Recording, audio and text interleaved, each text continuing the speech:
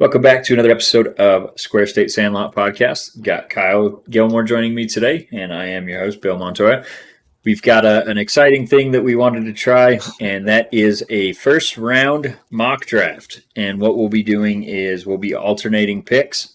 I'm going to take all the odds, Kyle's going to take all the evens, and we are going to draft as if we are controlling their fates. So, Kyle, you got anything to add to that, or you want to just jump right in? Just should be fun. Okay.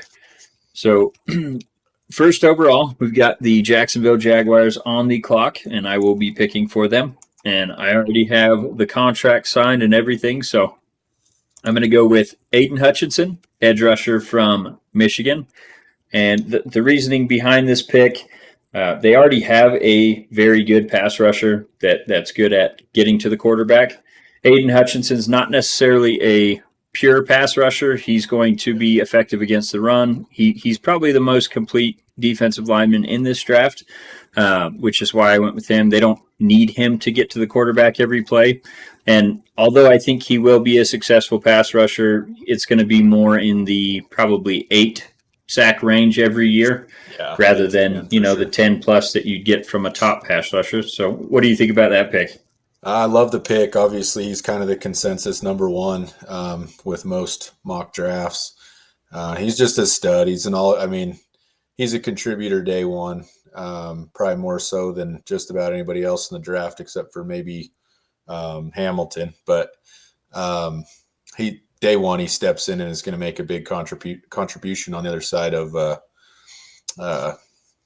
Josh Allen. Yep. Right. And like you said, I think it's pretty much consensus number one. I've seen a couple go a different way, but for the most part, I've seen Aiden in the other mock drafts that I've seen. So with the number 2 pick, who do you have the Detroit Lions going with? Yes, at number 2. So this pick, he is probably the next best edge rusher in this draft. Amazing physical attributes. He's just a stud. There's some debate on him sitting some plays out and his competitiveness. The only reason I'm slotting him here with the Lions is because of Dan Campbell as the head coach. He inspires players. Even during a rough season, he inspired players. So I'm hoping that with him as a head coach, it'll keep Kayvon Thibodeau on the straight and narrow, and hopefully, they can get that work ethic, I guess, brought up to par.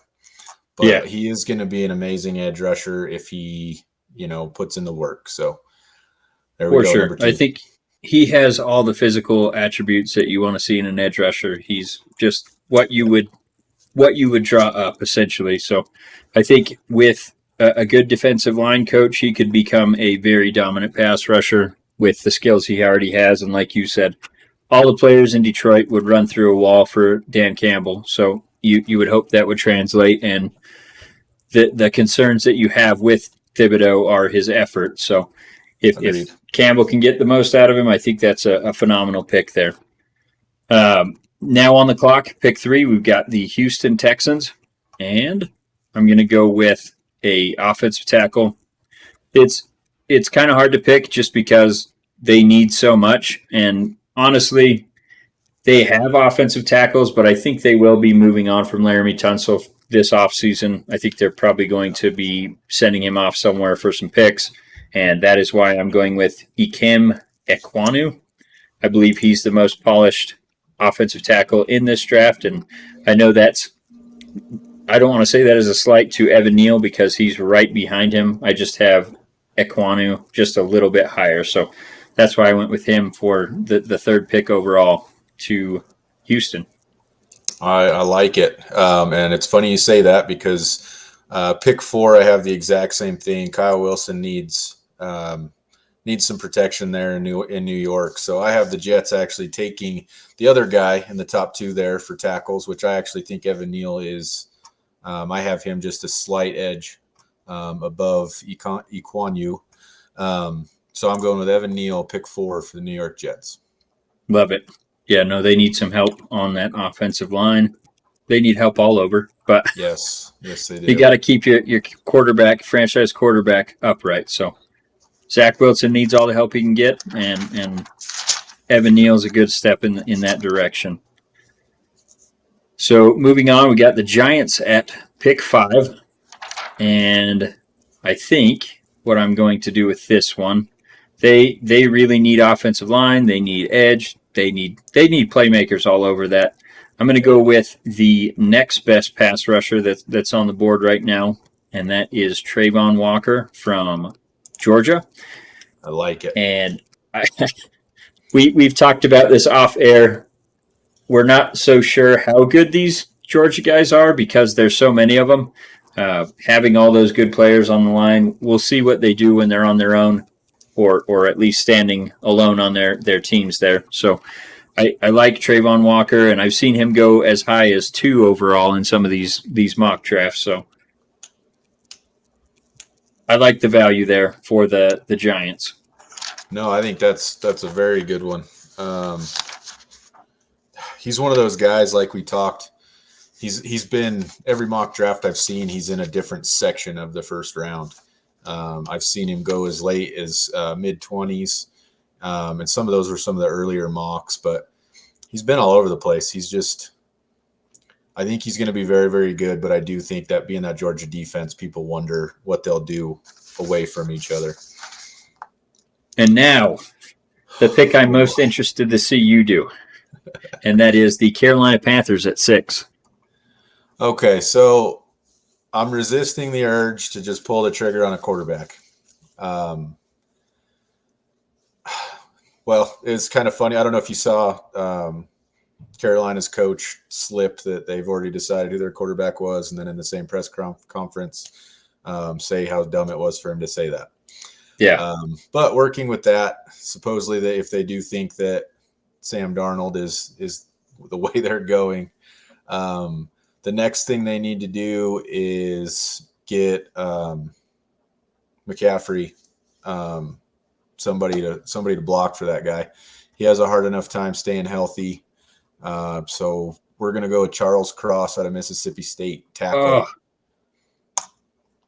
I thought for sure you were going to go with Sauce to replace Stephon Gilmore. I wanted to, but they're not going to win games until they get that offense rolling. Yeah. Well, and they've got picks later, so maybe they get their quarterback later on in the draft. No, I like that pick. I mean, I don't think anyone believes in Sam Darnold at this point, but I think he can at least when McCaffrey was on the field and healthy, they were doing well. So I think if you can build up that offense a little bit, he can at least keep you in the games, and then hopefully McCaffrey and others can lift them above that. So and I like that pick. I will say that they pick second in the second round, and they're going to be taking a quarterback right there. Yeah. Okay. Well, I guess I kind of let it escape what my pick would be. So I'm going to go with Sauce. I don't know. I mean, I think the Giants they have decent cornerbacks, but with him still left on the board, and they're in the market of getting out James Bradbury, shipping him out of town. So I think Sauce Gardner makes all the sense in the world there for the Giants with that value. So I'm going to take him at number 7 for the New York Giants. I like it. And the Sauce Gardner pick there at 7 is going to be part of why I go with this pick. Just because he's the next best cornerback in the draft. Derek Stingley Jr. Atlanta needs somebody at cornerback. They're in a division, obviously, with Tom Brady, and we need somebody that's going to help shut down that passing game. And even Jameis Winston, if he's healthy with the Saints, you got to have somebody shutting them wide receivers down. So going with Derek Stingley. Very nice. And this is where it gets interesting for me, because there's an obvious need with the Seahawks at quarterback. Yeah. And I feel like if Malik makes it to them at 9, I feel like that's who they're going to go with, just because that offensive line is not great. And if you're sticking Drew Lock back there, it's not going to be pretty. and I think they're going to have to for at least the first half of the season. But I think he starts still. I'm going to go with Malik Willis on the upside, and I think if that happens, I think Seattle will be pretty happy with that. So, well, and his ceiling's so high. If they do hit this pick, I mean, not that I'm comparing them how they play, but you could have your next Russell Wilson if he hits his ceiling. So, yep. I've heard him referenced as the poor man's Trey Lance. So he has upside. Hopefully it works out, because I agree with you. Drew Lock ain't it. Yeah, we've seen him a few years in Denver, and the amazing thing about that is he seems to have all the intangibles, but Teddy Bridgewater was outperforming him on that same exact team, and Teddy Bridgewater is not. I mean, he's basically a journeyman at this point, so that's not a good thing for Drew Lock. So obvious need there for Seattle, and I think they address it with Malik. So pick 10. You got the Jets coming up. You already took a tackle for them. What do you got next? So we're protecting Kyle Wilson, which is important. We got Evan Neal at 4. Here at 10 for the Jets, I have them adding a weapon for the feller. And I'm going to go with who I think probably has the biggest day one impact as a wide receiver. And we're going with Garrett Wilson, wide receiver, Ohio State. Beautiful. Love that pairing. Well, and he's had a lot of success inside and outside. He's played all over every position. Yeah. He's going to be open.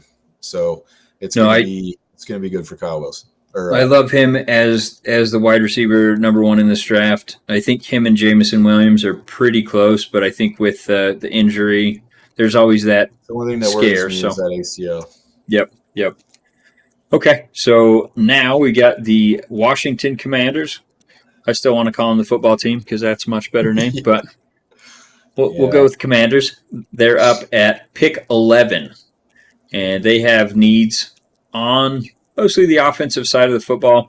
There is some rumors that they may be losing Terry McLaurin. He's not too happy there. So I think I'm going to go with – and they need a safety too, so – I think I'm going to go with Kyle Hamilton. Hamilton just because you can let him go at 11. No, he's a position of need, and he is probably one of the top defensive backs in this entire draft. So, absolutely. I honestly think he's one of the top, if not the top player in the draft. It's just being a safety. He doesn't have the the same top 5 pick. They don't happen that high in the top 5 very often. Yeah, and he's also a high character guy, which the Commanders need in that locker room. So good fit there. Who do you got going for the Minnesota Vikings at pick 12? So we got Minnesota, and obviously they're in a division with Aaron Rodgers, and the road to the division is obviously through Green Bay. And the way that you beat Aaron Rodgers is you put him on his back. So we are going with another edge rusher here at 12, and we are going with George Karlaftis out of Purdue. We had talked earlier that he has been compared to Jared Allen. Again, whether those are fair comparisons or stereotypes, whatever. But I like him in Minnesota. I think he makes a good impact on the edge there day one. Yeah, and he's definitely one of those. You hate to just say high motor guys for every white guy. Yeah, that seems to be the tag. But it's true. He did high motor. Yes, and he did his workout, which I don't know if this was a good thing or a bad thing, but I think they were trying to show his toughness by holding his workout in February outside, and he ran pretty slow. But I mean, that's to be understandable when you're at Purdue running outside in February. So I don't know if that hurt his stock or helped his stock, but he is a tough player. And yeah, a lot of the comparisons I've heard are Jared Allen, Chris Long type. Yep. Chris Long hates having those comparisons, but especially since it's like if it's a white guy, it's either Jared Allen or it's Chris Long, because apparently those are the only two. But anyway, no, I like the pick. And then we have the Houston Texans coming up at pick 13. There's a lot I'm of talent on the interested. board, I'm and very curious what you do here. well, I went offense last, and I think they could. I mean, they can use all the help in the world, but I'm going to go with my second cornerback left. Actually, I've got him rated second in the entire draft, and that's Trent McDuffie out of Washington. I think Like it. he's one of those cornerbacks that you can pretty much count on being a lockdown on one side of the field. So, Well, in Washington, I don't know what it is. They're known for their D backs. They always put out good defensive backs, yep. And they have for a long time. So I love the pick. The only thing that scares me about him is he's a little undersized for a cornerback. He's only 5'11", but he's fast, he's physical, and I think he plays bigger than his size. So I'd love that pick for Houston. I don't know if he's going to love it in Houston, but Maybe they need playmakers, and he is one. So maybe he can help that defense. And now, an inside the division pick, 14. You got the Ravens, and I'm interested to see what you do. You know where I'm going with this. We've talked a little bit about him. I hate making this pick, because I love the kid, and I hate the Ravens. As much as I do not want to face him twice this season, I am having the Baltimore Ravens take Devin Lloyd, linebacker out of Utah. He absolutely screams Ravens defense. He does. This guy is going to step in, and he will start day one. He will probably end up leading that defense. Yeah. And the sad thing is, like, it's not even a position of need, but that guy is there, and he 100% fits the Ravens mold, and he is going to wreak havoc on that division. So for your sake, I hope he's not there when the Ravens pick, but I think that's probably where he'll go. I can't see anybody jumping linebacker. Maybe Washington. Yeah, maybe, but I don't know. Maybe Houston, but I see him dropping to 14. Yeah. Well, and some of them, I've seen him go as late as like 22, and that's where the Raiders were supposed to go. And I was like, I don't like to have him on, but I don't see him past 15 because the next pick I see Philly jump over him if they get a chance. For sure. So yeah, Philly's pick 15. They're on the clock as we speak. I don't know where to go here. Every time they draft a wide receiver, it doesn't work out. So I think even though Jameson Williams or Drake London are probably the best players available at this pick, I think maybe they're gun shy by that. Yeah. So with what's left, I'm trying to think what they even need. I know they need defense. Ugh. I don't even know. Well, and for me, the one thing that comes into it for me is protecting Jalen Hurts. See, and they have a good offensive line. They've got Kelsey. He's getting older, but he's still producing well. I think they're honestly set on the offensive line, so I don't know that they really need much there. I think their offense is pretty decent. Agreed. The only thing I would say is if you have, not to direct your pick, but if you have a Tyler Linderbaum coming in and learning for a year under Kelsey before he retires, I mean, I think that goes a long way. Yeah, but they're also in that position. That division is very winnable. So I feel like you'd almost rather get an impact player that can help you take you over the edge. That's fair. So what I'm going to do, and this may be a little bit of a reach, but I'm going to go with Devontae Wyatt out of Georgia on that interior defense. I think that's not necessarily a huge position of need, but they did lose Hassan Ridgeway, so getting Wyatt to replace him would help that defensive line and generate that pressure in that division. So I think that's the pick I'm going to go with for the Eagles. I like it. Next up, got New Orleans. Pick 16. Man. Here we go. Okay, so a lot of them are showing New Orleans is wanting a QB. I'm not totally sold on that yet. I think Jameis Winston comes back healthy, and if he puts together a solid season, New Orleans absolutely has a shot at winning that division. Tampa Bay is not untouchable. So with that being said, I am going to skip the opportunity to go quarterback. And I'm actually going to drop a wide receiver in there for Jameis Winston. I think he needs somebody that is huge. I want him to be able to go up and basically, haul in any of these crazy gunslinger bombs that Jameis Winston likes to throw. He does fire him up. Yes, he does. So I am going with Chris Olave out of Ohio State. He's an all-around wide receiver. He can run very good routes, which is going to be important, obviously, for getting open.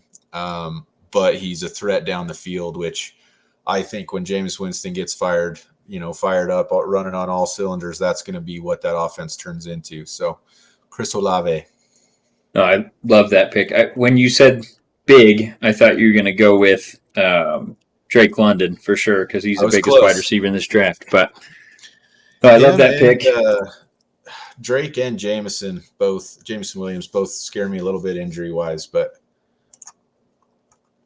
and Jameson Williams he's pretty light. I mean, and that's unfortunately, if he's still on the board at pick 17, I think the Chargers pick him. So that's who I'm going to go with at pick 17 is Jameson Williams. Obviously, he's coming back from that ACL, but it was long enough ago that I think he was actually able to do most of the drills at the pro day. So he's progressing well, and I think he should be a full participant once training camp and all that rolls around. So I don't know if it really scares teams that much at this point, seeing where he is in his progression. So I think the Chargers need a wide receiver, and they get one here with Jameson Williams. Which is scary. I mean, they already have a pretty dang good offense, so it could be interesting. So that brings us to pick 18. We have the Philadelphia Eagles, who just picked at 15, which obviously is a good position to be in. I like when you can picking twice in the middle of the first round is a pretty good spot to be in. A lot less pressure, but obviously 2 chances to hit. So what I talked about earlier is actually what I'm going to go with here.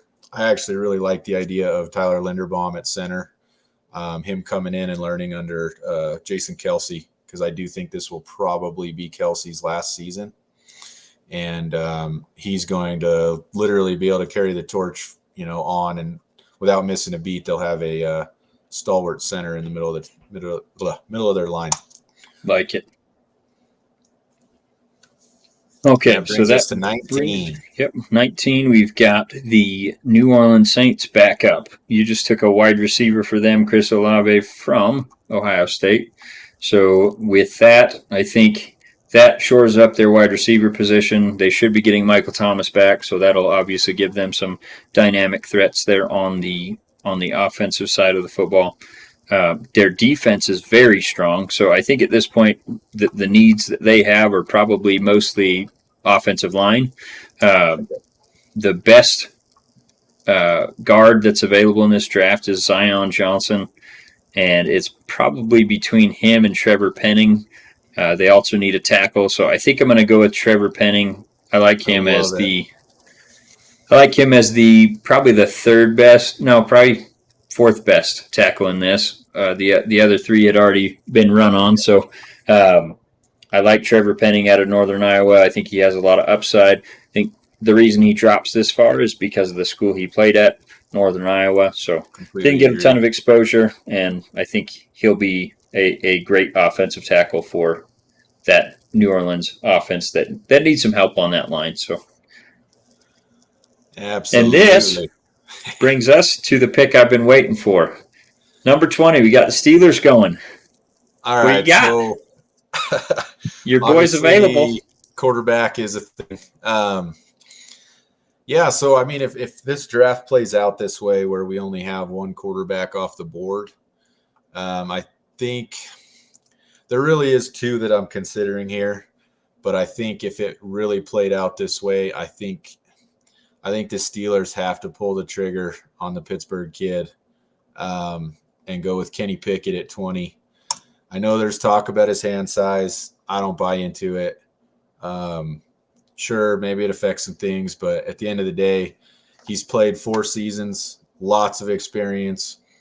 He manages the game, and I don't mean he's a game manager. He manages the game very well.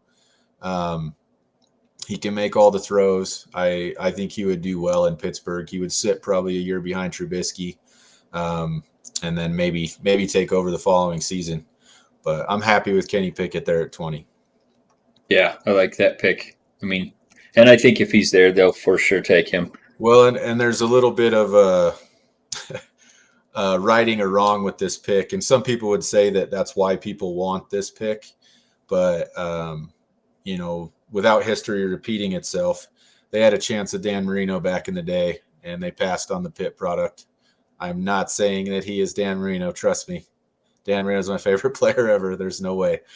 But I think this is kind of a sentimental pick also for the city of Pittsburgh. Yep. Okay, so that brings up a team I'm not so fond of. Yeah. The New England Patriots picking at 21. I think there's a lot of talent on the board still, especially on the defensive side of the football, and I think that's where they're probably going to go. They're another one of those teams that just, for whatever reason, can't seem to draft a quarterback to save their lives. So I think they avoid Drake London, which may be the best value left on the board right now. Yeah. But I think they go with a defensive player from Georgia, and I'm struggling to pick which one. But I think given these two available, or given that these two are still available, I think they'd probably take Jordan Davis. And that's who I'm going to go with. Just a giant mauler to put along that defensive line and wreak havoc, help free up the rest of the defensive line. Seems like a true Belichick pick where he gets the most out of these guys that have – I don't know that Jordan Davis had necessarily any issues. His main knock against him is he only plays like half the snaps or something like that. I can't remember the exact percentage. He's not a three-down lineman. So I like the pick just because – well, agree with you. I hate the pick because it's the Patriots, but I love the pick because they haven't really had a guy there since Will Fork. Yep. And Vince it's been a while. So yep. I think he's somebody that can anchor this defense for a long time. Okay, well, pick 22. I got Green Bay on the clock. Why do they pick 22? I'm sorry, what? I said, why did they pick 22? I forgot. I think a certain team, I don't know, somebody gave it to him. On that subject, if the Patriots pass on Drake London, which who knows, but you're right, they seem to struggle with drafting wide receivers. I think Green Bay is all over Drake London here. And because of the reason that they have this pick, obviously Devontae Adams going to your boys in Vegas, they have a glaring hole in the wide receiving core. So Drake London comes in, day one starter, immediately improves that offense. So wide receiver out of USC. Yeah, and there are some concerns about him because of his speed, and obviously he's a big player. But I think he's going to do well enough that he can get open, and any contested balls he's going to have a great chance at because he is strong, he's physical, and yeah, I think having a Hall of Fame quarterback on the other end won't hurt him either. So, no. All right. So pick 23, we have the Arizona Cardinals on the clock, and the situation between the Cardinals and Kyler Murray seems to have at least worked itself out, where he's basically committed to saying that he will be back this season. I don't know what's happened between them, but I think they are going to need to get him some help, especially along that offensive line. I would have liked to take Linderbaum here, but obviously you already took him. So I think the best offensive lineman on the board right now left is Zion Johnson from Boston College. He's a guard, and I'm going to take him to help shore up that offensive line for Kyler Murray. I like it. Zion's a stud, man. He's going to make whoever gets him very happy. So I can see him being successful there in Arizona. And now the star. Yeah, Dallas at 24. So the Cowboys, they have a few needs. Maybe linemen, offensive linemen, but I think they need more help on defense personally. Man. Perhaps a tandem to match up with. Well, and that's the easy pick for me. And I think that's where I'm going to go just because of his range. He can play next to Micah Parsons and those two in the linebacking core. I'm speaking of Nakobe Dean, linebacker out of Georgia.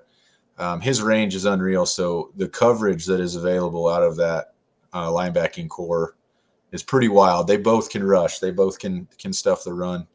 But I'm mostly concerned with the ability to cover out of those two being on the same defense. So If they get Nakobe Dean, oh my God, that would be a terrifying defense in the second end there, or second level. Okay, so now we have the Buffalo Bills, our favorite side team, on the board or on the clock at pick 25.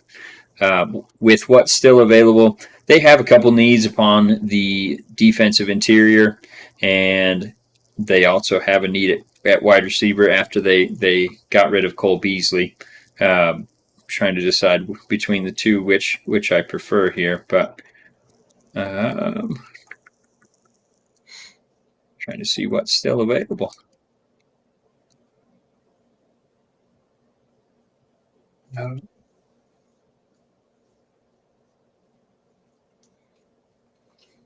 This is tough. It's probably the first time I've been semi-stumped, but I think what I'm going to go with... Stuck between Traylon and Jahan Dotson? I'm going to go with Jahan Dotson just because I feel like he fills that role that Cole Beasley is vacating. He's a shorter, shifty wide receiver that can line up inside or outside. One of the better route runners in this entire draft. And, he doesn't drop balls either. Only dropped 2 of the 93 catchable targets last year. So he's a stud wide receiver and with the speed and ability to get outside as well. So I like him. I like that matchup or that pairing with Josh Allen there in Buffalo. I like the pick.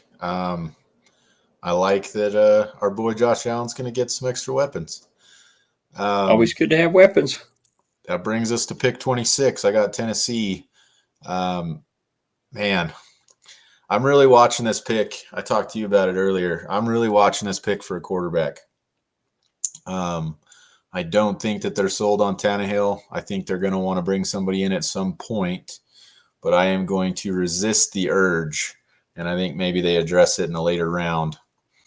So with that being said, I am going to go the other route that you left on the table. I'm going with Treylon Burks, wide receiver. Give Tannehill another weapon, and then it's sink or swim. If you have an offense with Derrick Henry and then some wideouts, you ought to be putting up playoff wins. So, Treylon Burks. I'm assuming they get the A.J. Brown deal done. I would assume so. Obviously, they already got rid of Julio Jones. So, they have an obvious need at wide receiver, and I like that pick. I think Treylon's probably the better of the 2 wide receivers, but I think positional fit, I think Dotson's better for the Bills. So I like that pick, and I like the pick of Dotson for the Bills here. Get this pulled out. All right. And then we got the Tampa Bay Bucks on the clock at pick 27. I think most of their needs are along the offensive line. They have a pretty good defense. And finding an offensive lineman that fits right now is a little tougher. I think most of the best ones are off the board, but there is one from Texas A&M by the name of Kenyon Green. And I'm going to draft him. That's an obvious position of need at guard for the Tampa Bay Bucks. Got to help. That boy can move. Yeah, and you got to help Tom Brady. I mean, he's a sitting duck in the pocket there. So anything to help keep him upright and allow him to use his brain and his arm to dissect defenses, that's what they need to do. So I like it. That's a good pick, and it's actually where I was thinking possibly going for Green Bay here at 28. So if Tampa Bay were to pull him off the board, then I am going with another lineman for Green Bay. We got to keep Aaron Rodgers upright if they're going to continue to win that division. So I'm going with Bernard Raymond, tackle out of Central Michigan. He's just very good. He used to play tight end. As funny as that is, that tends to translate really well to offensive linemen. It makes him very mobile. You have a lot of offenses that are pulling nowadays, so I think Bernard Raymond comes in and maybe he starts at guard. Who knows? But I think ultimately he'll end up being on that line for a long time. Yeah, no, I like that pick. And value's obviously there. Now, that's a pick that I'm not going to be too happy to make, but pick 29, we got Kansas City on the clock, and they actually go back-to-back 29 and 30. So they have a need at wide receiver, even though they've already signed a couple in free agency. I wouldn't say that there's one worth drafting still in the first round. So I'm going to go with another position of need, and that is cornerback. And I'm going to take Andrew Booth Jr. I think if he's still on the board, it's a no-brainer for the Chiefs there. So got him at pick 29. I like it. Okay, so we're looking at Kansas City again at 30. They have the luxury of picking twice in a row. I'm stuck here between two guys. I want to address wide receiver, obviously with Tyreek Hill leaving. Man, and I think that's actually what I'm going to do. This player is extremely, extremely well good at getting separation, which Mahomes will find you if you get separation. So I'm going to go with Skye Moore, wide receiver out of Western Michigan. Increase that wide receiving core a little bit. Yeah, he's definitely a shifty guy, and I think that fits or helps fill the need of Tyreek Hill. Obviously, you're not going to replace Tyreek Hill with he doesn't have the speed of him, obviously. No. Who does? Yeah. Okay, so they go wide receiver there. Now we have the Bengals up at pick 31. They're a pretty complete team. Obviously, they went to the Super Bowl, so there are not a ton of needs on that team. And based on what's available, I think I'm going to go with, well, let's see. I think they could use some help at the cornerback position. Trying to just see who's still available here. I'd like to see them replace Eli Apple. I think they will also. I don't know if the value's there for him. Oof. Okay, so what I'm going to do, I'm going to actually address the safety position. I know they have one of the better safeties in the league right now, but they don't have anyone on the other side. So I'm going to go with Lewis Cine. I don't know how you say that. Georgia boy. Georgia safety. All you need to know is Georgia defense. Very I think nice. they'll be all right with him. So, and for the last pick in the first round, you've got the Detroit Lions up. Yes, sir. All right. So, like I alluded to earlier, Lions had the luxury of picking here at 32. They already brought in Kayvon Thibodeau, setting the edge there for them on the defense. I think they're going to bring in the future quarterback of the team. I don't believe in Jared Goff, and I don't believe that they believe in Jared Goff. So, with that being said, I am going to have them bring in the Cincinnati product, Desmond Ritter. Love it. I think he will, same thing, kind of like Kenny Pickett for us. He's going to sit for a year, maybe two, and then he's going to step in, and that's going to be his team. Well, and the best part about that is you take him at the end of the first round, you get that fifth-year option ability to have team control for 5 years. So, yeah, that makes all the sense in the world, taking a quarterback. Even if you think you could get him early next round, it makes sense to take him in at the end of the first round so you get that extra fifth-year option. So, no, I love that pick. And, yeah, I don't think don't think Jared Goff believes in Jared Goff. So that. Okay, so that wraps up our first round mock draft. We'll post this. We're recording it late Sunday night. We'll probably post it right before the draft on Wednesday, and we'll post the image so you guys can see the breakdown of where we went with each pick. And then obviously we'd love it if you guys actually listen to it and or watch it, whatever. Kyle, do you have anything else before we end this? I just love to see some comments, even if it's just on the post.